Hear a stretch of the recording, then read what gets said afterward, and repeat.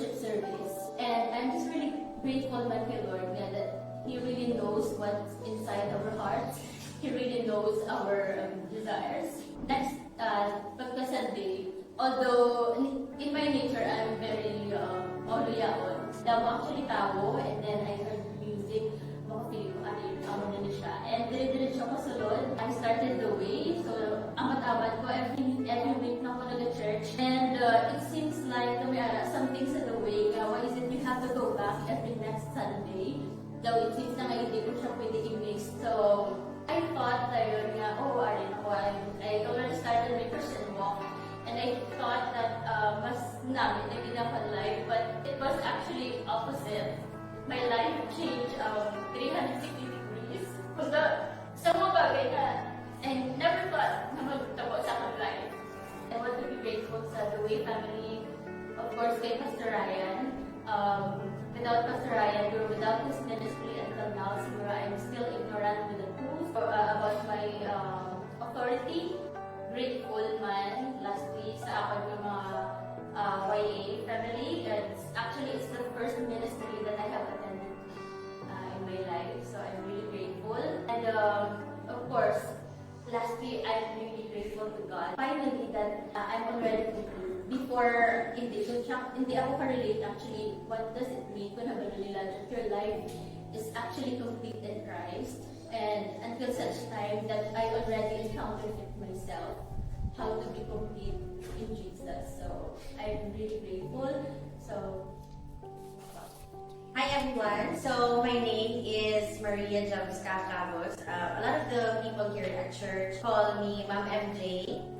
And right now I wanted to share to you exactly what I'm thankful for and what is the story about behind it. Right? So there are a couple of things that come to mind when it comes to, of course, we're celebrating Thanksgiving and just looking back on all of the things that has happened in my life ever since I joined the church. Why do I say I joined the church and not prior to that? Because my life before the way, it was actually very difficult, and there's just so many stories behind that. How I got to the way was when my brother invited me one Sunday morning and said, "Nang nakatang simba na sa the way," and I said, wala akong simba. Because ang belief ko sa una is that okay na lang hindi ko magsimba kahit yung pangalipag ko sa Ginoo or istorya man kay God kung may mga needs ko.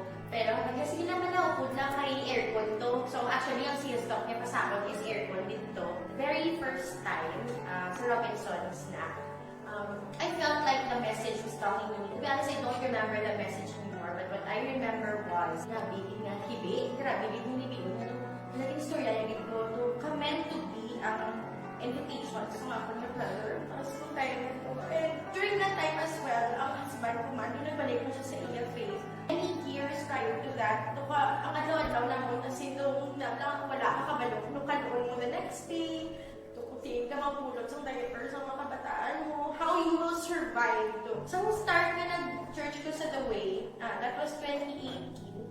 Dito ko nakita ko grabe ang pag-turn around sa aking life. And I don't know specifically how or when it happened, pero feeling ko lang ang imo nga outlook para sa kabuhi, if I don't know kung makarelate ka mo, pero makabat ka nga, hopeful ka na sa life. And then positive ka na, feeling mo, ay may backup ka.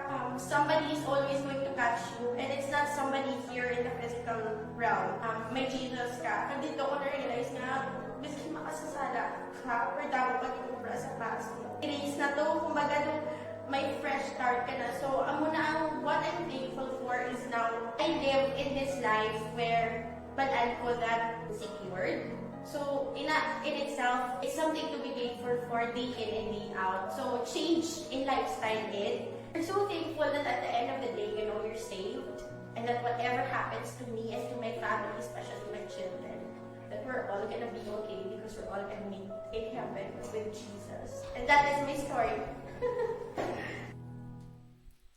Praise the Lord. Amen. Why don't we stand?